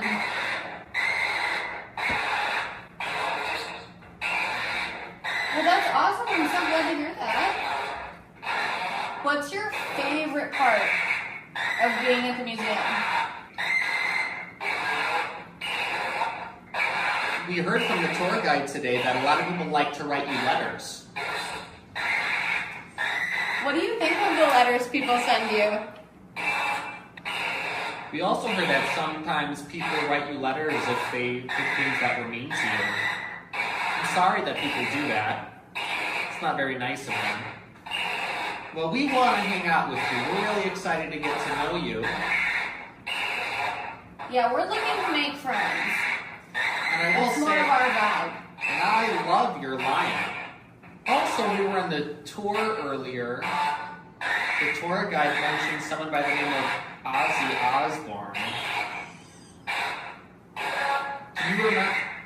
And you were setting off my meter every time he said Ozzy Osbourne. What's the deal with Ozzy? Did Ozzy say something mean to you? Yeah, that wasn't very nice of him. I'm sorry that happened. I'm sorry. Sorry about that, Robert. So, one of our spirits told us that we should bring you French fries. Have you ever had French fries before?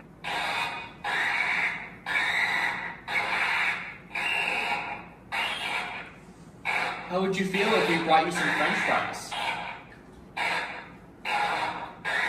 No. He said no. Not interested in French fries? That's okay. They're That's not for okay. everybody. Isabel just really wanted to know if you like them and she likes them. Exactly. What's a food you like better than French fries? Did you have pizza? I did. Yeah, I heard that. Did you say pizza? Yeah. So fast. I love pizza too. That's a good choice. Now, the other thing everyone always tells us to get here at Key West is key lime pie. Do you like key lime pie? Stop. You're probably sick of hearing about pie, I bet, living You done here. talking about food? Well, let's talk more about you. What has it been like being friends with David? He's a really nice guy. And I think one of your previous owners was named Gene. I'm sure you enjoyed spending a lot of time with him too. The attic room is really beautiful. Did you like it up there? Alright, Robert, we're going to give you a little bit of a break to relax, and then we'll talk to you again in a different way with the headphones, if that's okay with you, on the regular spirit box. Is that okay? Well, thank you so much for your time. I really appreciate you talking to us. This is awesome. Thank you, Robert. Thank you, Robert. Bye-bye. Okay, so breaking it down, at what point, what was the most surprising thing? Honestly, it was just the like how friendly and how willing to just to have a conversation. You know, it's like people have this huge blown out thing of who this spirit is and what they're responsible for, and we go in there and just like have a conversation with him like we would any other spirit. Like it was truly no different than like talking to any other haunted doll we've worked with, any spirit at a location. It was just a spirit, you know. It wasn't this villain at all. I mean, we're talking about pizza. Like, I'm down with that. I have a different answer, but it happened during the Estes method. Taylor usually gets wiped during that, and everyone around her is okay. Like, she'll come out and she's just tired because they have to use her energy I fell asleep in the middle of it They- for no reason. They chose me and Morgan as batteries to give Taylor our energy. Like, if you watch my footage, I had to cut it because it just flops into my lap because I fell asleep. And I came out wired, and that's the first time that has ever happened. I came out like hyper as hell from that Estes session. I was like vibrating. Like the whole time I was there, I was like shaking, like all like buzzy. So it was interesting because it was as if like usually I'm the one who gets drained because I'm the one listening, but it was like reverse this time, and that was the first time that's ever happened where the people watching got drained instead of me. It was definitely a unique experience. Right. I'm tempted to play this in the background while while we have a conversation because when we had David from the museum back in many moons ago, really bad Wi-Fi. So this is a great picture, and for people who hear and see visitors talk about it, this is a very big doll. Yeah. Yeah, This is a very big It's doll. You huge. could see that clearly in the wave session. But what I wanted to ask, and before we kind of move on, because we do have a lot of questions for you tonight, as you can, see that's kind of going on. One of the things we like about our show, and we try to do when we bring guests on, is we're always mindful that there may be someone out there going through something, whether this is a psychic, a demonologist, an investigator, someone from law enforcement, whatever it is, somebody is going through something out there. If, in fact, someone is in possession of an object like this, and let's say it's something generational, it's in heirlooms, so they're not ready to pass it along to Tej or Cody and Satori or John Zaffis or whomever. What is the coping mechanism like? So let's keep it simple. Just talk a little bit about that. How would you address anyone out there who feels as though that there's some object that is active in their home, and in some way, I'm not jumping to conclusions, it's evil and it's awful, but it's active. It can be annoying, it can be irritating, it can be distracting. So how do you address that with, the person out there might be dealing with something like that? I think my number one piece of advice to people dealing with something is to always try to remember, even though it's hard, right? Like our bodies are hardwired with this negativity bias. Like our brain immediately, if we don't understand what's going on, we immediately assume that it's bad. And I always encourage people, if they're experiencing paranormal activity of any kind, to try to remember that activity does not equal intent. Like we don't always know the intent, and until we do, by investigating that spirit, by talking to them, etc., just because something fell down in your house doesn't mean that that spirit's trying to do something bad to you. Just because your technology glitched, it doesn't mean that your spirit hates technology. Just because your door slammed doesn't mean that that spirit is mad at you. And to try to remove this human nature to assume intent on activity if you don't know. And I always tell people, just talk to them as if, they're a living person in your home, and just remind them like, hey, I mean no harm to you. I hope you mean no harm to me. Like we're good. I have no problem with you. You're okay. And I also tell people like a good way to make peace with a spirit is offerings, simple things. Give them a piece of candy, to show that you care. Just letting them know that you don't have a problem with them being there, and that you guys can live together respectfully, can go a really, really long way in managing some of that activity. Yeah, I would imagine so, because any investigation or anything when you start out really basically comes down to two questions, doesn't it? Who are you and what do you want? Not in a bad way. Why are you here? And then you may find out, are you trapped here? No, I just don't have anywhere else to go. and you kind of take that for what it's worth, but it doesn't happen overnight. It's building that bond and that relationship. Let me see. What else do I have? Oh, okay. So let's end with this because I want to come back for the questions. So this is going to be good. So after your visit, do you believe Robert's haunted, psychologically powerful, historically misunderstood, all of the above, or maybe add something to that that's different? I would say all of the above is correct. I would say he's definitely a vessel. Um, Haunted, I guess, is just the technically correct term. He's Yeah. absolutely misunderstood in the public eye, but while it's greatly exaggerated, I would absolutely, and I would say this for any haunted object or anywhere you go, just treat him with respect. I mean, no one enjoys having a guest come in their home and then being insulted or being threatened or anything like that. I mean, I don't know if it's directly Robert is the reason that these people are getting such intense repercussions, but I mean, regardless, it's happening. So I'd say that's probably the only thing of Robert that stands true is just be respectful. Like you should with any haunted object, though. Yeah, and I think it's a lot of investigators and haunted doll collectors want to put haunted objects into these boxes of good or evil. They're either 100% good or they're 100% bad. I think, Robert is one of those spirits that is chronically misunderstood. I have a couple spirits like that here where they really don't fall into either box. They don't fall into 100% good and they don't fall into 100% bad. It really depends. The experience you have really depends on who you are going into it.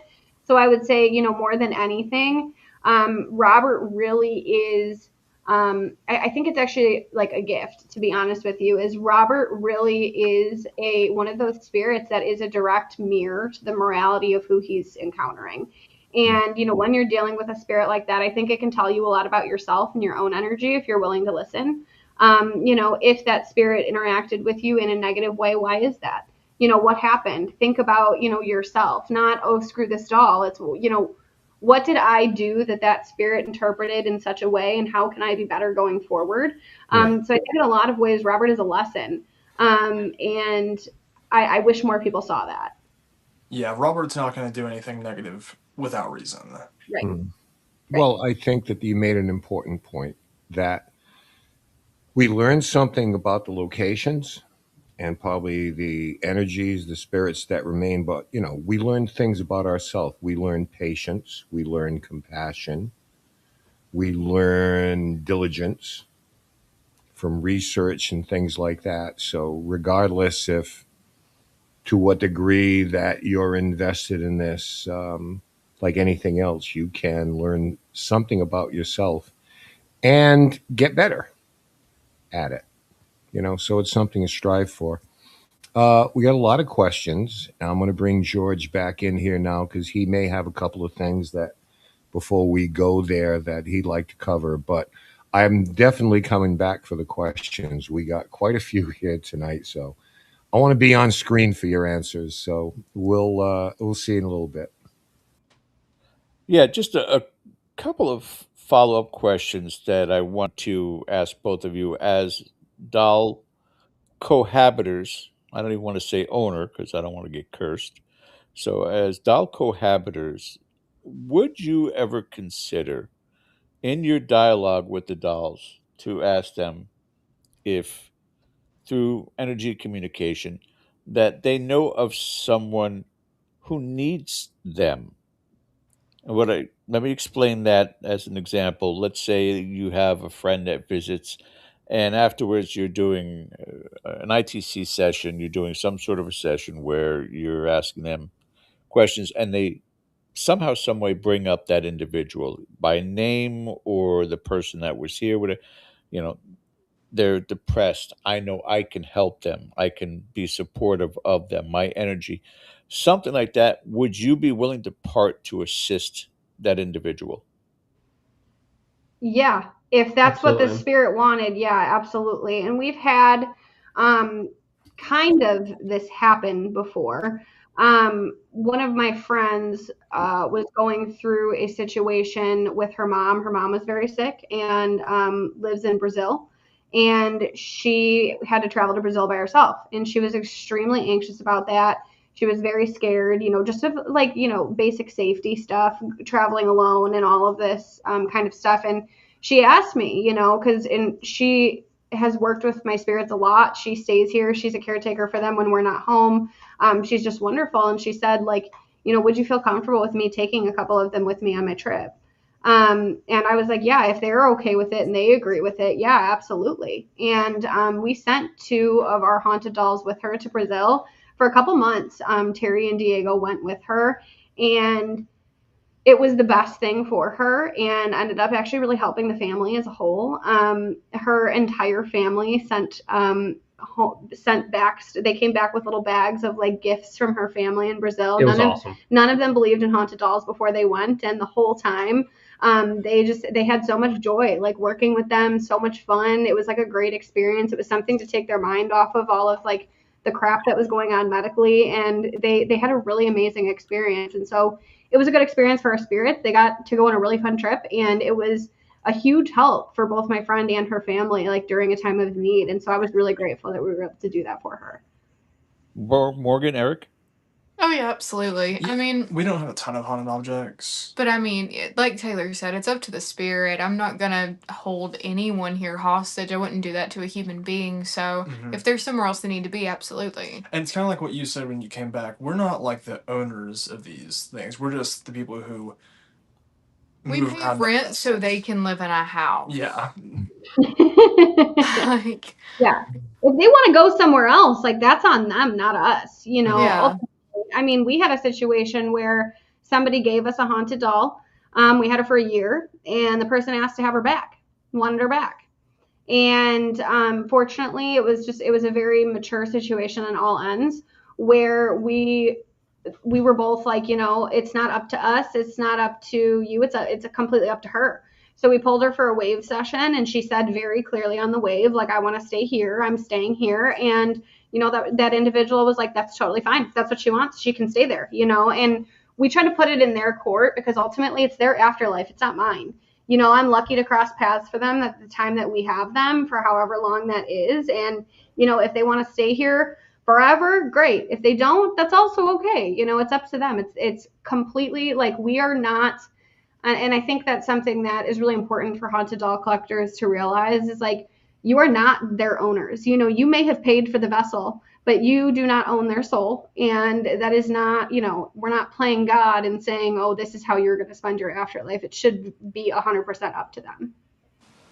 I can't tell you how proud I am of myself for making this astute observation, but this entire show, without the presence of Jer, has gone without any issues whatsoever. No That's why I glitches, started doing these downstairs instead of upstairs. no freezing, nothing whatsoever. Isn't that fascinating?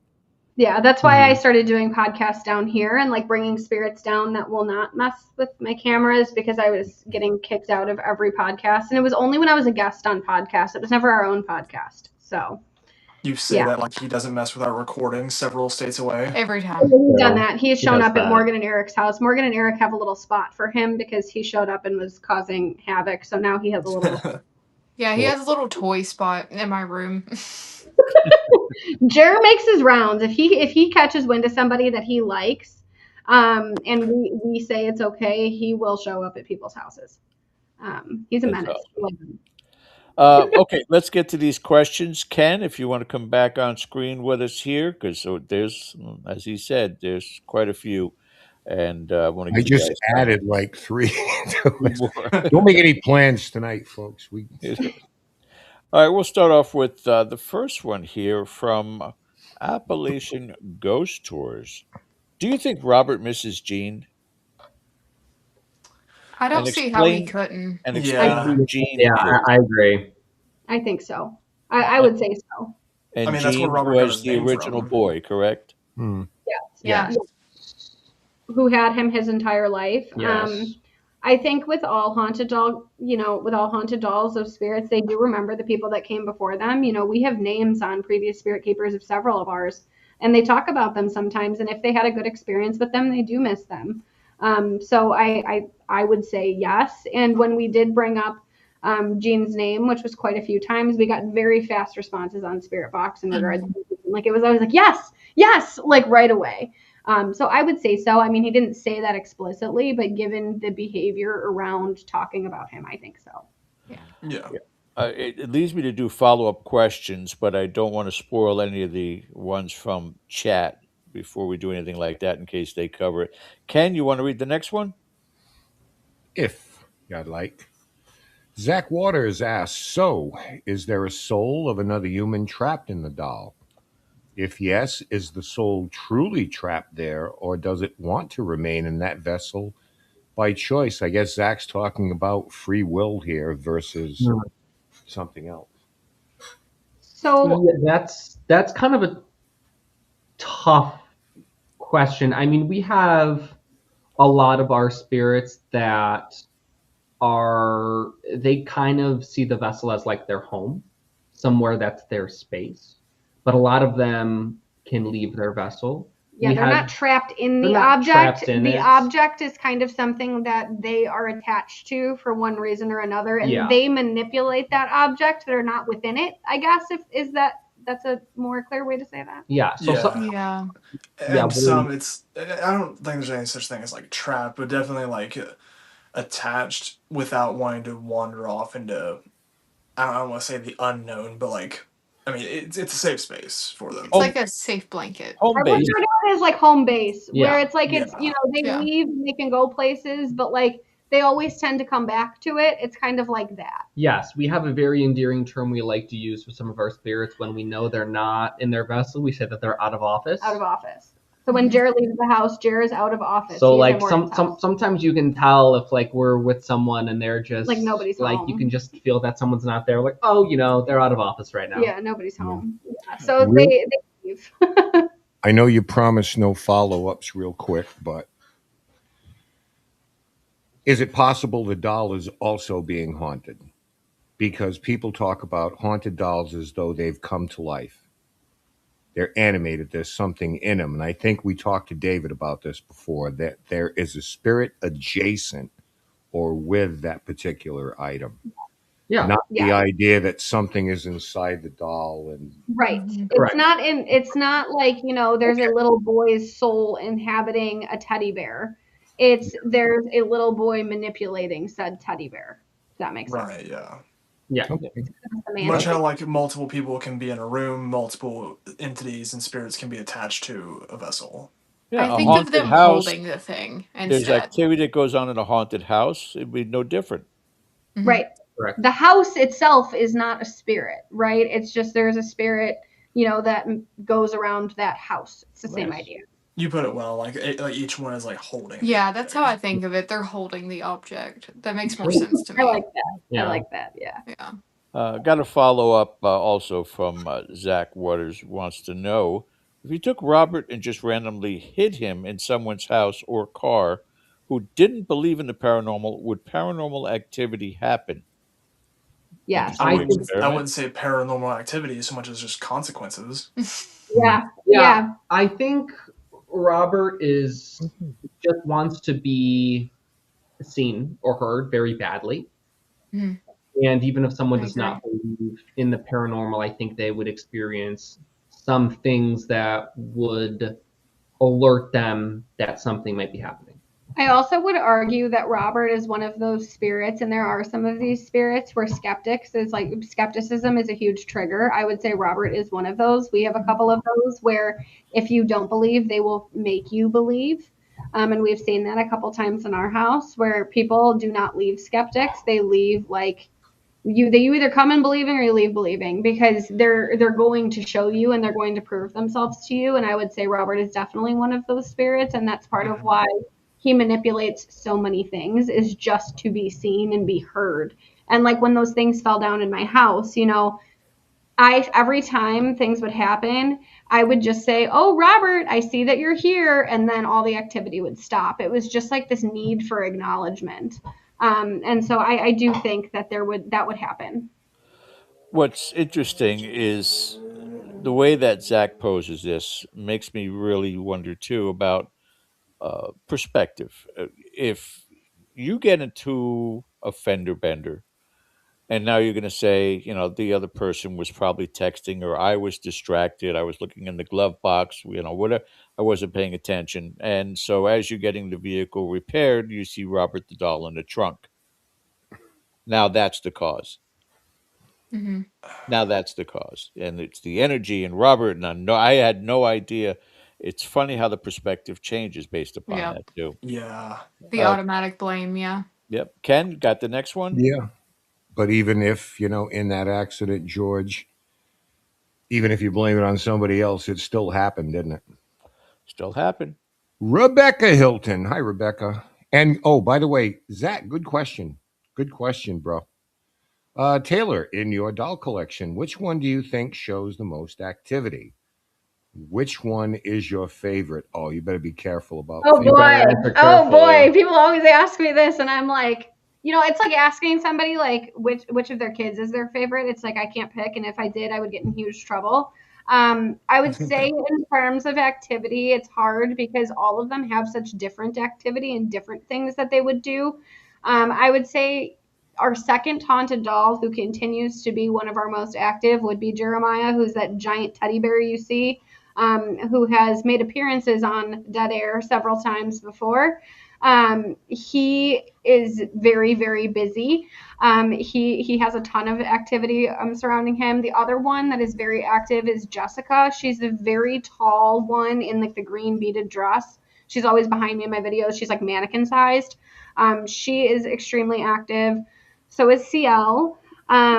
CL has like a black clown vessel with flowers on his cheeks. He's in a ton of my videos. He's a mental manipulator, for sure. He messes with people's brains, as does Haro, who is our little bunny guy. He'll mess with your brain a lot. Eric has experienced that in depth. Haro will make you feel emotions. Horror Yeah, will make you feel like your pants are on fire. he'll make you see things. He'll make you hear things. Like he can really give people a good time. But they're pretty active ones. And Connor, who wears the top hat, who throws himself on the floor a lot. He's a busybody. He launches periodically. So yeah, those ones. But favorites, like it's really hard to pick a favorite just because I adore them all for very different reasons. I would say the ones that I have the deepest connection to because I know them the best because they just talk so much would be Jeremiah, Hoshiko, CL, Phineas. We talk to a lot. Phineas is around a lot. Haro is making a name for himself for sure. He's still newer, but he's showing up a lot. But those ones we talk to religiously because they need to chat. They just need to. So we know them better than others for that reason. But you never talk to the house anymore. Um, Next question on the chat side. And I guess, take away all the equipment and just go with that instinct. But Cindy Really, 5365 asks, does anyone feel it's a child's presence or many aged spirits? I think this is in regards to Robert, would be my Yes. guess. And this I is think for so. all four of you.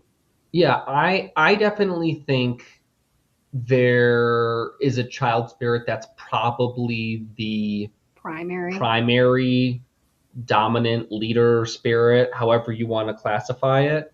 But I think there's other spirits that are involved there as well. I don't know if aged, like older would be the right way to put it. I think they're just different spirits.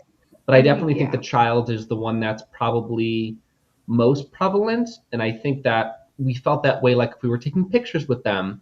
I felt like Robert was like very much trying to like smile and be excited about it. Or we were talking, like you could tell the answers were like very kiddie. Very, kid oriented answers. Like, what's your favorite food? Pizza. Like, yeah, totally. like, oh, like hi everybody. Like it was just very, Very cute young. and young, which is Very young. awesome. Yeah. Yep. Morgan? I yeah, the main one definitely a child. I actually didn't talk to any of you guys about this. Do you think there's anything inhuman attached to Robert? Because I felt I do. something just I like, do. Yeah. yeah. Yeah. I For think sure. it's a kid, and I think it's what David says, which is a kid and two primary non-human spirits. Yes, that's what I think it is. That's what I think. I totally agree with him on that after I experience. definitely felt an elemental attached to Robert. Yeah. Yeah.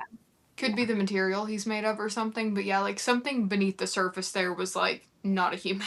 But also Yeah. very dormant. Yeah, I don't think it, yeah, nothing negative, but Yeah. It's not almost like it human. just watches. Like it's just like a guardian that steps in if like It's a stuff protector. goes Yeah. sideways, but I mean, otherwise just kind of that could sits. be what's causing the repercussions of being rude to Robert. Exactly. Yeah. Are you Yeah. categorizing these non-humans? I mean, other than what Eric said with elemental, anything that you would categorize these as?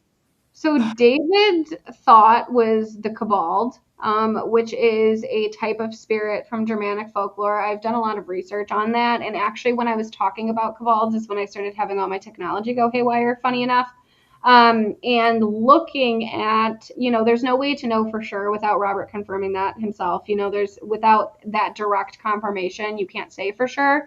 But the Cabald profile, which is what David went, on those trips to explore. The Cabal profile absolutely does match the behavior, but it's hard to say without, again, that verification from Robert, which I'm not sure you would ever get because there is a degree of secrecy involved. We did Estes method last night with Saya, who was on the trip with us, and we started asking her kind of about um, what he was, and Saya got super cagey and like would not tell us. And that's very unusual for her. So I do think there's a degree of that where we may just never not know, or we may never know. And I think that's something as paranormal investigators we need to learn to accept. Is sometimes it's just an I don't know, and I don't know is okay. And I feel that way about this case where I got myself into such a hole of researching, and I just finally got to the point where I was like, I don't know, and that's okay, and we're just going to go with that. But there is a kid there for sure too. Yeah. And maybe some future time that answer will be given, but on Yeah. their terms. Mr. DaCosta, next question for you, sir. Okay. Want to say real quick, another shameless plug. Somebody was in chat asking about town hall. Yes, it is Patreon, $3 a month. We meet on Monday nights. There's a whole lot more in there. Is that investigation footage, evidence, bloopers, tutorials? So take a look around, see what you like. And Joe, and occasion a guest. We've actually and even had occasion. David Sloan join us on a town hall, so you never know. And soon to be coming live investigations from some really amazing places. Yes. Okay. Patreon exclusives. All right. Back to the show. Is it just me, or do sometimes spirits go, that's not what happened when others talk about them? No, it's just you, Joe. I would imagine. I would imagine that's the Yeah. case a lot of times. Oh yeah. Yes. I mean, imagine if someone like said a lie about you. Mhm. Like that's not true. Like Right. 100%. CL loves to tell people they're wrong They- about him all the all the time. time. CL will be like, "Shut up, you're wrong." It's like, okay, thank you. Oh yeah. That's TikTok and Facebook and YouTube. That's where everybody tells all our lies. We've run across that where we just had communication like, don't like who's in here now. They make up things. Yeah. So yeah, if you've got any kind of a pipeline to them, don't think for a minute that they're going to sit on that. Mm-hmm. And nor should they. It's like, I did what now? Mm-hmm. Of course. I've left this earth. Can I at least have my name? Right. Right. All right. All right. Next question for the triumphantly returning Jeff Hilton. Haven't seen you in a while, buddy. I don't know if you're just hiding in the background, but Jeff asks if the paranormal community made a bigger push to show the true Annabelle story, would it maybe lower her prestige and lead to her freedom? Interesting. Why? I kind You of don't feel want to let like, in a way, it wouldn't like lower her prestige. It may lower her like notoriety, just because unfortunately, a big portion of Annabelle's, you know, her being known around the world comes from Her like the infamy. movies and like Mm-hmm. The Conjuring franchise, yeah. like this like the one you see from the movies. But like I think in comparison with that, if people were to start exploring her more for what she really is, she would become more famous amongst people who actually want to get to know spirits and what actually happened. Well, it's kind of like your existence, for lack of a better word, revolves around that. Going here, being shown, going there, look out, don't touch, don't even look at her, perpetuating. Listen, it's the Warren story. That's the way I look Yep. at everything. That's the Yep. way I look at the Conjuring house. It's the Perrin story. Do you believe it? Do you not? It's the Perrin story. Mm-hmm. It's the Yeah. Warren story. Think whatever you want, but I wasn't there. Yeah. And even though they're dead, they have people who continue to follow the exact same narrative, and that was arranged in advance. And I think with Annabelle we'll never know because the opportunity will never be there. If you go investigate there, they review your footage, and they tell you what you can and can't post, and they can edit your footage, which is why I won't Mm-hmm. go. And I think that says a lot. If I can't post my own opinion without you reviewing it, I think, that tells me everything I need to know about what's going on. Right. I think Personally. that everybody can have an opinion about Annabelle. We're using Annabelle. It could be anything. And you can have your own opinion. I have mine, a little twinkle in my eye here. I have my opinion of the whole thing. But there does come a point that it's not my story to write. Right. You Right. know, I think it's a sad state of affairs that we here in the field, who are doing the legwork correctly, and that includes Ken and Rise of Paranormal. When they worked, and the people that he's associated with worked at the Conjuring House to dispel a lot of the myths. People came in there expecting to be attacked by Bathsheba. All of that lore had to be dispelled, and all of a sudden it's a fairly peaceful, though active location. You could say the same for a Robert the Doll. You could say the same for an Annabelle. That the activity could certainly still be there, but what constitutes the lore, I think, are the people that go there and manifest it themselves. Mm-hmm. Yeah. Yeah. And, And and like with Annabelle, they put on a haunt attraction to go see Yeah, her. they did. Yeah. Like they're trying to scare you so fear you feel sells. just as scared like when you were watching the movies. And I Yeah. don't understand why you would pay money because it was not cheap to go see Annabelle. No. Um, No. you pay money, you go in there and you shriek at a doll that's in a box and has to just watch you scream at her. That's abuse. Yeah. Yeah. I hate it. No. Which I think Ken did on the battleship. That didn't turn out too good either, Ken. And Nah. shrieking, no.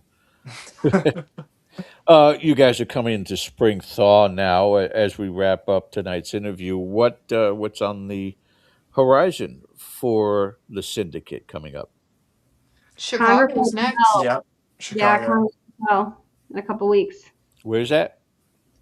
Congress Hotel in Chicago. Downtown Chicago. Yeah. And that is all four of you going to be attending?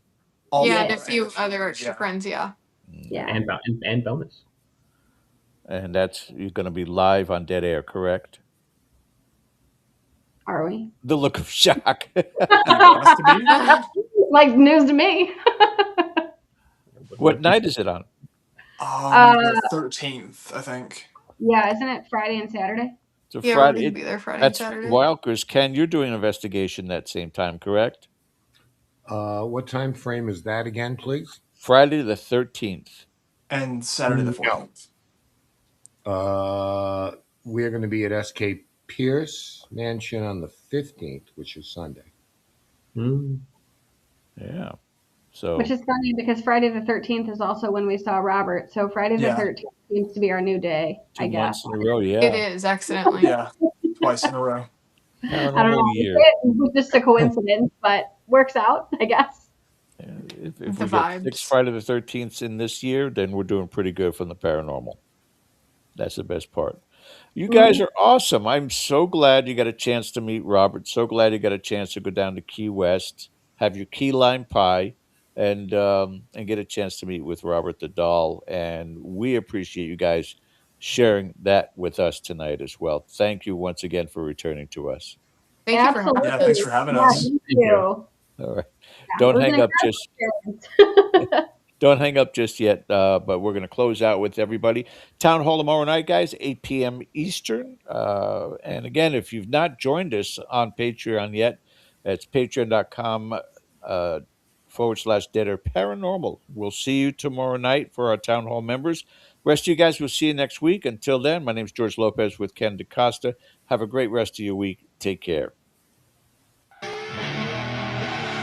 I see her rolling up, Uber black Cadillac, high heel boots and a sexy body full of tats. Baby's bad, oh baby's hella bad. After her there ain't no coming back. Wanna take a run at that. I think she's feeling me, turn it up a few degrees. My imagination of her body gets the best of me. Oh gosh, she's such a tease, bitten lips.